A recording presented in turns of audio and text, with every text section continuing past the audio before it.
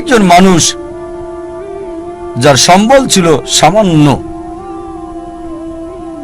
কিন্তু তিনি লক্ষ্যের চূড়ায় পৌঁছেছেন। যে মানুষ, যে ব্যক্তিটি আমার জীবনকে বদলে দিয়েছেন, শরীরের ডাক্তার থেকে আত্মার ডাক্তার করেছেন, আমি নিশ্চিত আপনারা তাকে চেনেন। তিনি হচ্ছেন শেখ আহমেদ দিদাত। চলুন তার লক্ষ্য নির্ধারণ দেখি। শেখ আহমেদ দিদাত, যদি আপনারা তার জীবনী পড়েন তাহলে দেখবেন যে পড়ালেখা করেছেন 6ষ্ঠ শ্রেণী পর্যন্ত মাত্র।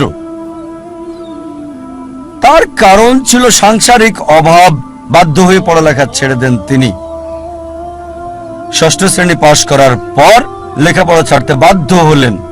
সামান্য সম্বল নিয়ে নিজের দেশ ভারত জন্মস্থান ছেড়ে চলে গেলেন দক্ষিণ আফ্রিকায়। তিনি কাজ করতেন সেলসম্যানের, ফার্নিচারের দোকানে দোকানে ড্রাইভিংও করেছেন তিনি ইত্যাদি।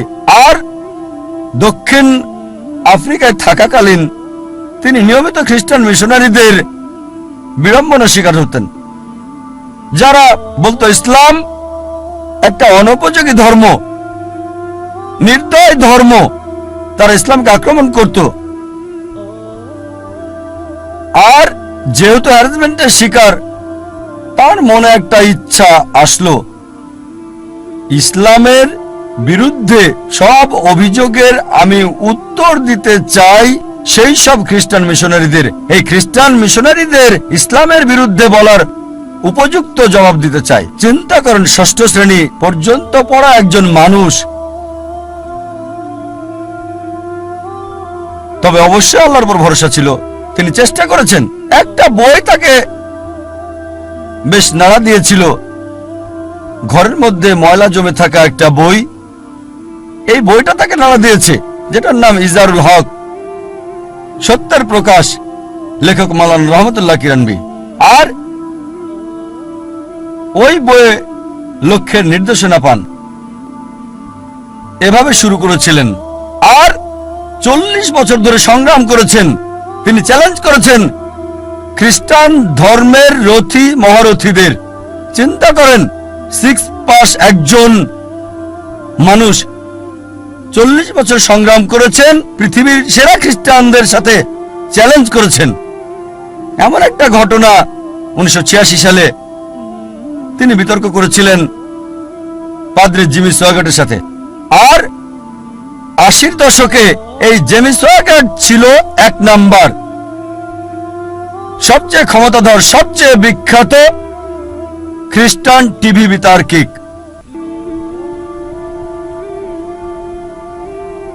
তার বিতর্কের কয়েক সপ্তাহ আগে শেখ দিদাতের এক ভক্ত বলল, শেখ আহমেদ দিদাত, আমি আপনার ভক্ত, আপনাকে একটা উপদেশ দিচ্ছি। এই জেমি সোয়াগাটকে আমি চিনি, তার সম্পর্কে আমি জানি। তার সাথে বিতর্ক করবেন না, আপনাকে হাসির পাত্র বানাবে আর ফু দিয়ে উড়িয়ে দেবে। চিন্তা করেন, একজন ভক্ত আহমেদ দিদাতকে উপদেশ দিচ্ছে জেমি সোয়াগাটের সাথে ডিবেট না করার জন্য। আমি তাকে চিনি, আপনাকে হাসির পাত্র বানাবে আর ফু দিয়ে উড়িয়ে দেবে। যে লোক সবচেয়ে বিখ্যাত টিভি ব্যক্তিত্ব, টেলিভিশনের মালিক, যার বাজেট ছিল দৈনিক $1 মিলিয়ন বেশি সুনাম অক্ষুণ্ণ রাখার জন্য, আমাদের শেখ আহমেদ দিদাত, মাশাআল্লাহ, তার সাথে আল্লাহ ছিলেন। তিনি ইউএসএ তে গেলেন, ওই খ্রিস্টান মিশনারির শহরে, সে যে দেশে খুবই বিখ্যাত। তিনি গেলেন, বিতর্ক করলেন, আর আলহামদুলিল্লাহ সুম্মা আলহামদুলিল্লাহ, আল্লাহর সাহায্যে তিনি টেবিলটাকে উল্টে দিলেন। চিন্তা করেন, একজন মানুষ সামান্য পুঁজি নিয়ে, স্কুলও পাশ করেননি, গ্রাজুয়েশন তো দূরের কথা, চ্যালেঞ্জ করেছেন খ্রিস্টান সম্প্রদায়ের প্রধান নেতাদেরকে। তারপর থেকে তিনি সবচেয়ে বড় বাধা বিশ্ব খ্রিস্টান নেতাদের জন্য, খ্রিস্টান মিশনারিদের জন্য। একা একজন মানুষ শেখ আহমেদ দিদাত আল্লাহ সুবহানাহু ওয়া তাআলার সাহায্যে সমগ্র খ্রিস্টানদের চ্যালেঞ্জ করেছেন।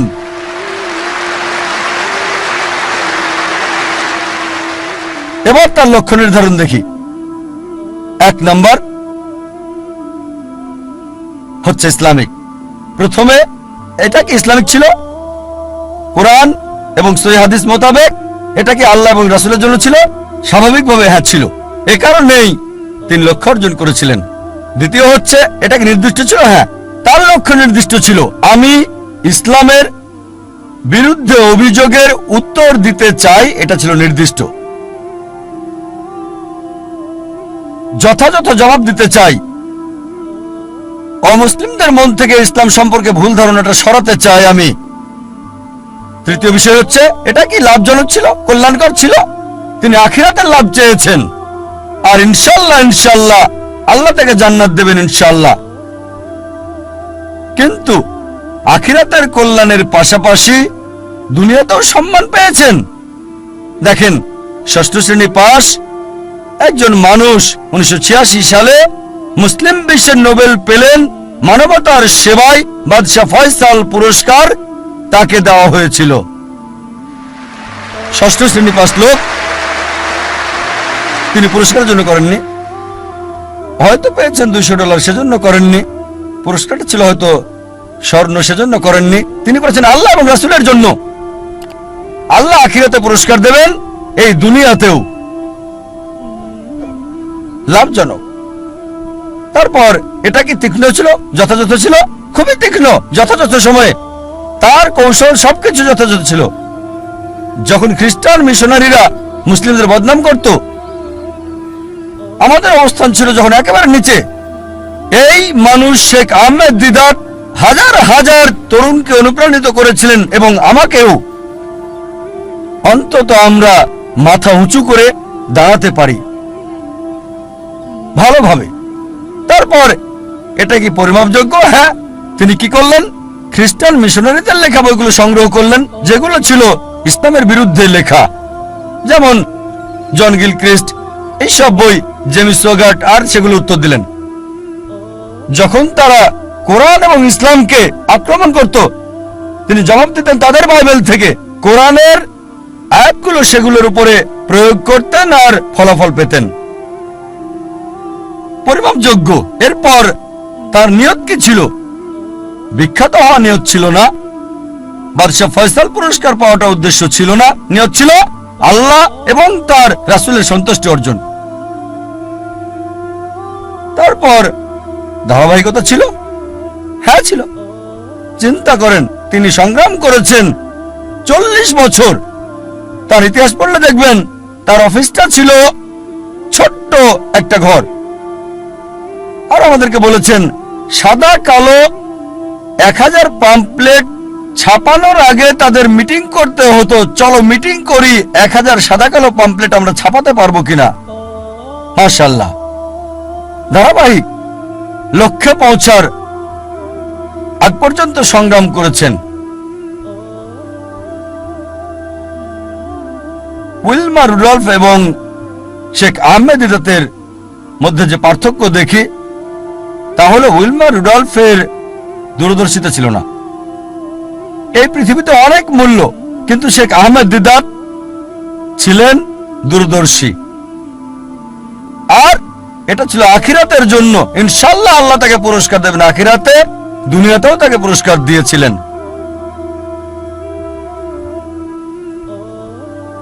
আমাদের অনেকে জানে না জীবনের উদ্দেশ্যটা কি। বেশিরভাগই 1 নম্বর উদ্দেশ্যটা হচ্ছে কিভাবে উপার্জন করবে। অধিকাংশ লোককে জিজ্ঞেস করবেন, তাদের সঙ্গে কথা বলে দেখবেন 1 নম্বর চেষ্টা হচ্ছে জীবিকার ব্যবস্থা করা। তারা জীবিকার ব্যাপারে বেশি সচেষ্ট, কিভাবে জীবন চালাবে। তাদের উপার্জনের উপর ভিত্তি করে জীবন ধারণ করে থাকে।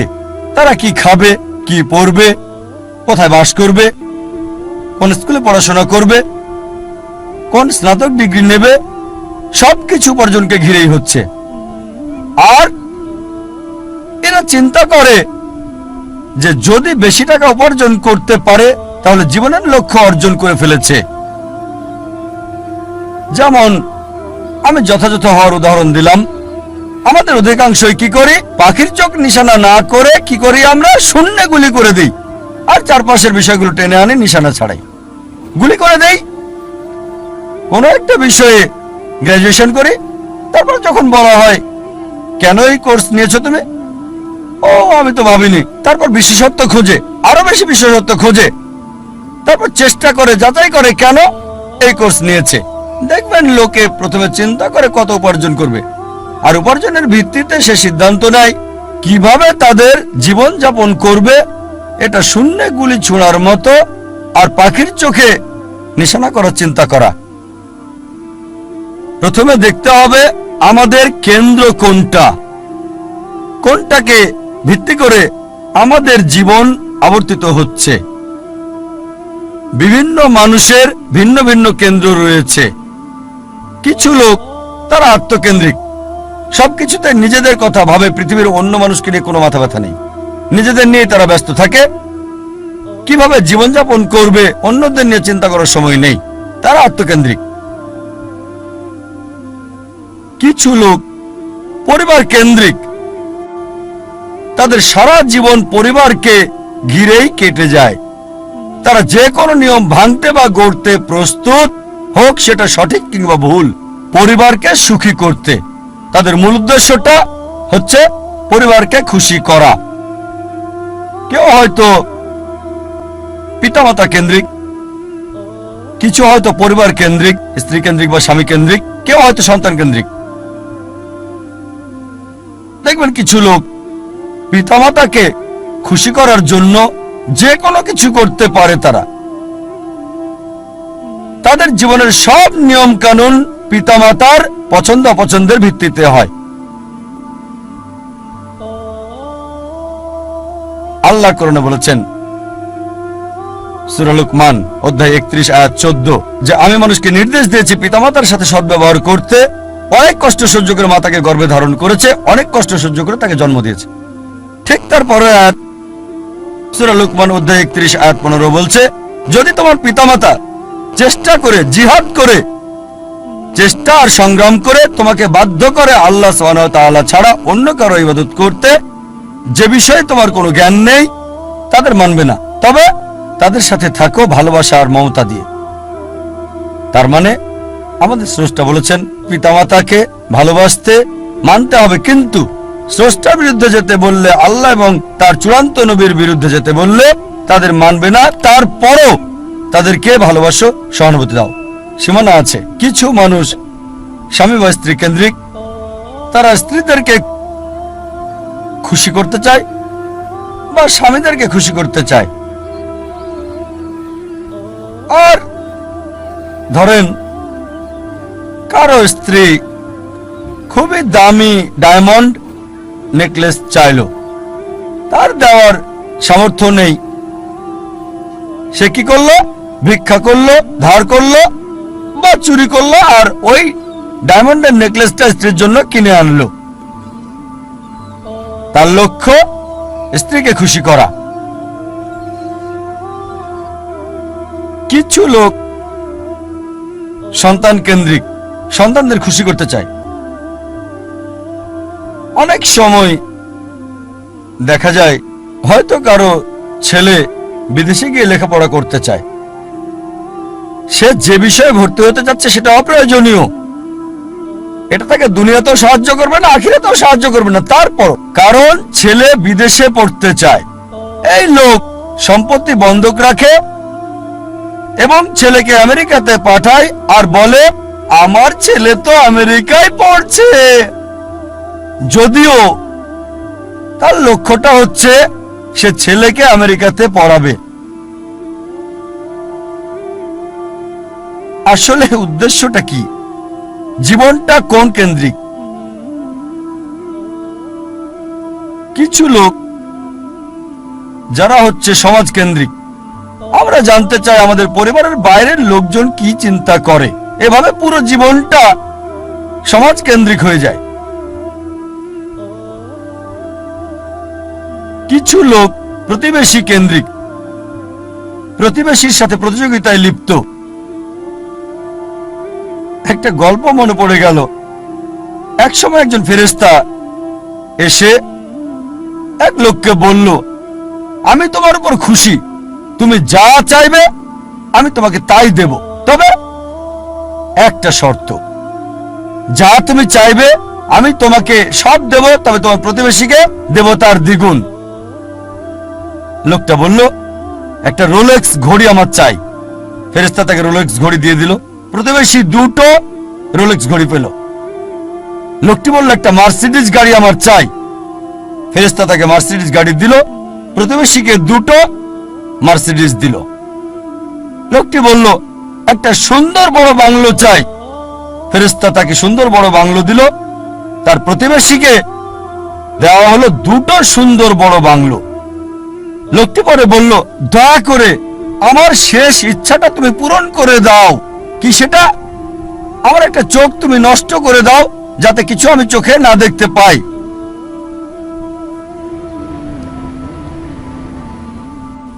চিন্তা করেন, সে তার নিজের চেয়ে প্রতিবেশীকে নিয়ে বেশি ব্যস্ত। তার জীবন সহজ কিন্তু জটিল সেটা ভাবছে না সে। প্রাচুর্য কি দারিদ্রতা যাই থাকুক, সে বেশি চিন্তিত তার প্রতিবেশীর চেয়ে ভালো জীবন যাপন করা নিয়ে। এ কারণেই সে ফেরেশতাকে বলল, আমার একটা চোখ নষ্ট করে দাও, যাতে প্রতিবেশীর দুটো চোখই নষ্ট হয়ে যায়। এভাবে আমরা প্রতিবেশী কেন্দ্রিক।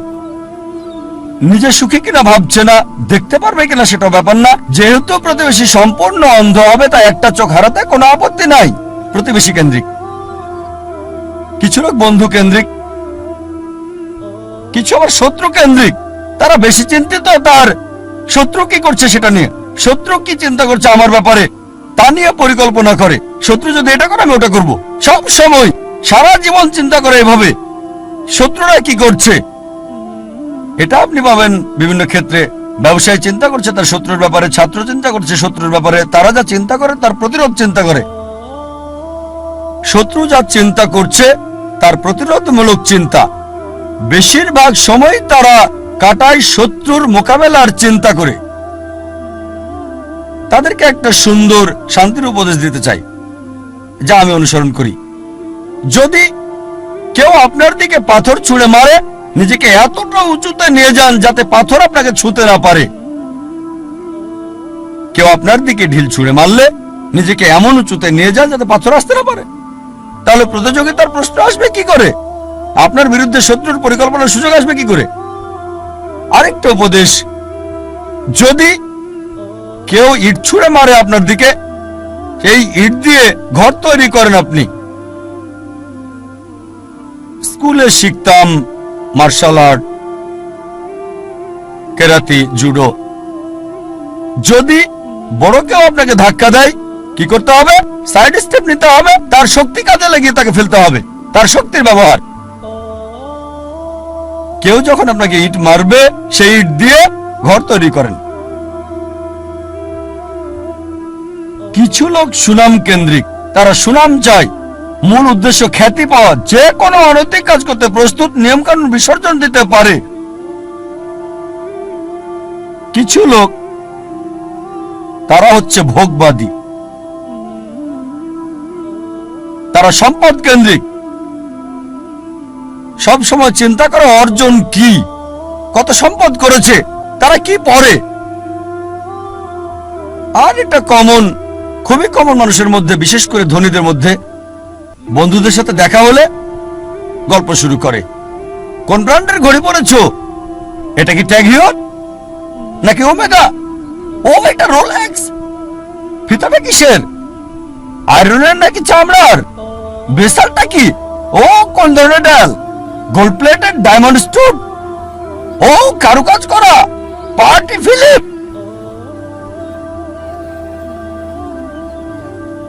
ধনী লোকদের অধিকাংশেরই এটা একটা ঘড়ি থাকে না, অনেকগুলো ঘড়ি। আর চিন্তা করে, ঠিক আছে আজকে এই ঘড়িটা পরলাম, পরের দিন পরবো না বন্ধুদের কাছে যাওয়ার সময়। এভাবে চিন্তা করে সময় পার করে কোন অনুষ্ঠানে কোনটা পরবে। একইভাবে এরা গাড়ির ব্যাপারেও কথা বলে। তোমারটা কি গাড়ি? BMW, Mercedes, Porsche, Rolls Royce, Maybach, Bentley, designer. এভাবে সময় কাটায়, প্রায় করে থাকে, যেহেতু এটা তাদের আইডেন্টিটি। এই ঘড়ি না পড়লে তাদের কে চিনবে? এই গাড়িতে না চড়লে মার্সিডিজ বা বিএমডাব্লিউ তে না চড়লে তাদের কে চিনবে? এটা আইডেন্টিটি। বড় শহরগুলোতে দেখবেন লোকদের কমন চিত্র, ধনী লোকদের দেখবেন তারা কথা বলে আপনার ঘড়ি কি, কোন শিপের মালিক, উঁচু লেভেলে কোন জেটের মালিক, আমার ব্যক্তিগত জেট আছে, কতগুলো ইঞ্জিন। লোকজন হয়তো ভাববে আমি কিভাবে এসব খুঁটিনাটি জানি ঘড়ির ব্র্যান্ডের ব্যাপারেও। আপনারা জানেন আমার পেশা, আলহামদুলিল্লাহ, সৌভাগ্য বা দুর্ভাগ্য, আমি যে পেশায় আছি আমি সব শ্রেণীর লোকদের সাথে মিশি, একেবারে ভিখারি থেকে রাজা পর্যন্ত। আল্লাহ আমাকে দয়া করেছেন, ভালো অথবা মন্দ আমি চারপাশের লোকদের সাথে মিশি, ভিখারি থেকে রাজা পর্যন্ত। আর যে সুযোগটা আমি পাই কোন বস্তুবাদীর সাথে যখনই কথা বলি, আমি চেষ্টা করি দাওয়াত দেই, তাদের বলি তোমার ঘড়ির দাম হয়তো $1000 বা $10,000 অথবা $1,00,000, আমার ঘড়ি আমি যেটা পড়ছি এই ঘড়িটার দাম মাত্র $1400, $30 কম। অনেক বছর ধরে ব্যবহার করছি, ভালো সার্ভিস দিচ্ছে, একেবারে তোমারটার মতোই। সাধারণ ঘড়ি দাম মাত্র $1400। আলহামদুলিল্লাহ, আল্লাহ দয়া করেছেন, আমি যেগুলো নাম বললাম অধিকাংশ ব্র্যান্ডই উপহার পেয়েছি, সবগুলো ব্র্যান্ডই উপহার পেয়েছি। এই সবগুলো ওমেগা, রোলেক্স অনেক পেয়েছি। আর আমি নবী মুহাম্মদ সাল্লাল্লাহু আলাইহি ওয়াসাল্লামের পথ অনুসরণ করেছি। আমি অন্য দায়ীদের দিয়ে দেই, আমার স্টাফদের দিয়ে দেই, যাতে করে আমি খুতুওয়াতুশ শয়তান থেকে দূরে থাকতে পারি। অনেক সময় অনেক উপলক্ষে আমাকে নিমন্ত্রণকারীরা তাদের ব্যক্তিগত জেট প্লেন আমার জন্য পাঠায়, ব্যক্তিগত জেট প্লেন আমাকে নিয়ে যাওয়ার জন্য তারা পাঠিয়ে দেয়। এমন অনেকবারই হয়েছে। চিন্তা করেন, জেট প্লেনের খরচ শুধুমাত্র একজন মানুষের জন্য, পাইলটদের পেমেন্ট, এয়ার হোস্টেসের পেমেন্ট, এয়ারপোর্টের ভাড়ার খরচ। তাই আমি তাকে বললাম এটা সবচেয়ে ভালো হয় যদি একটা ইকোনমিক ক্লাস টিকিট পাঠান। আলহামদুলিল্লাহ, আল্লাহ আমাকে দয়া করেছেন, আমার পরিবারকে রহমত করেছেন। মাশাআল্লাহ, এই সব গাড়ি কিনতে পারবো, ফার্স্ট ক্লাসে ভ্রমণ করতে পারি, আলহামদুলিল্লাহ। কিন্তু আমি একজন দায়ী, তাই আমি তাকে বললাম এত টাকা খরচ করার চেয়ে বরং একটা ইকোনমিক ক্লাস টিকিট পাঠিয়ে দেন, চলে আসব, বাকি টাকা অন্য কোথাও দান করে দেবেন আল্লাহ সুবহানাহু ওয়া তাআলার পথে। আয়োজকেরও মাশাআল্লাহ নিয়ত স্বচ্ছ হওয়ায় আমাকে বললেন যে আমার জেট প্লেনে কাকে আমি আনতে পাঠাবো, আর কে উত্তম আল্লাহর পথে দায়ী ইচ্ছে। আমি তাকে বললাম ইনশাআল্লাহ আপনার নিয়ত যেহেতু সহি, ইনশাআল্লাহ আল্লাহ আপনাকে পুরস্কার দেবেন। তার নিয়ত ছিল আল্লাহর পথে দায়ীর জন্য ভালো ব্যবস্থা করা, আল্লাহ তাকে পুরস্কার দেবেন। একটা কথা মনে রাখবেন, এর মানে বলছি না যে এই সব কিছু ভোগ বিলাস একেবারে হারাম, সব ক্ষেত্রে এগুলো হারাম তা নয়। জীবনের উদ্দেশ্যটা কি জানতে হবে। এগুলো হারাম হতেও পারে আবার নাও হতে পারে। একটা উদাহরণ দিচ্ছি, মনে করেন আপনার অবস্থান ক্যাটাগরি এ তে, যাদের এসব করার সামর্থ্য নেই, এই দামি ঘড়ি, এই দামি গাড়ি, দামি বাংলো, কিন্তু যদি সে ভিক্ষা করে, যদি ধার করে, চুরি করে বলো না দামি ঘড়ি কেনে, দামি গাড়িতে চড়ে, এটাকে ইসরাফ বলা হয়, এটা হারাম। দ্বিতীয় শ্রেণীর লোক আছে যাদেরকে আল্লাহ সামর্থ্য দিয়েছেন। আল্লাহ কোরআনে বলেছেন সূরা আনাম অধ্যায় 6 আয়াত 71, কিছু লোককে আমি অনেক বেশি প্রাচুর্য দিয়েছি অন্যদের চেয়ে। আল্লাহ বলেন সূরা আনাম অধ্যায় 6 আয়াত 165, আল্লাহ কিছু মানুষকে অন্যের উপর মর্যাদা দিয়েছেন যাতে তিনি তোমাদের পরীক্ষা করতে পারেন। তাই আল্লাহ যদি আপনাকে সামর্থ্য দেন আর আপনি এগুলো কিনেন, দামি গাড়ি, দামি ঘড়ি, দামি বাংলো, আর শুধু এগুলো নিয়েই আপনি থাকেন, এগুলো ছাড়া কিছুই করতে পারেন না, এটাই আপনার কেন্দ্র, এটাই আপনার জীবনের উদ্দেশ্য, তাহলে এটা হারাম। তৃতীয় ক্যাটাগরির লোক আছে যাদেরকে আল্লাহ সামর্থ্য দিয়েছেন, তারা সেগুলো কিনে, তবে সেগুলো নিয়েই পড়ে থাকে না, এটা কিনেছে। নবী সুলাইমান আলাইহিস সালামের উদাহরণ দেখে তিনি ধনী ছিলেন, মালিকও হয়েছিলেন, তবে এগুলোর উপর নির্ভরশীল না। তাই যদি এগুলো কিনেন আর যদি আল্লাহ সুবহানাহু ওয়া তাআলাকে মেনে চলেন, বস্তুবাদী বিলাসের উপর নির্ভরশীল না হন, তাহলে এটা মুবাহ, ঐচ্ছিক, এটা হারাম না।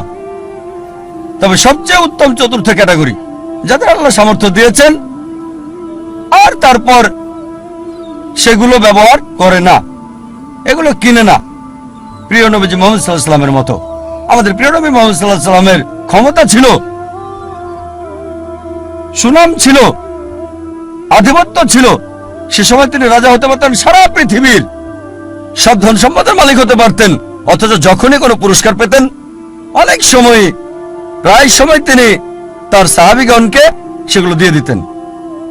এজন্য না যে গ্রহণ করা হারাম হবে, কেউ যদি ভালো উপহার দেয় সেটা রাখতে পারেন, সেটা হারাম না, কিন্তু নবীজি অন্যদের দিয়ে দিতেন।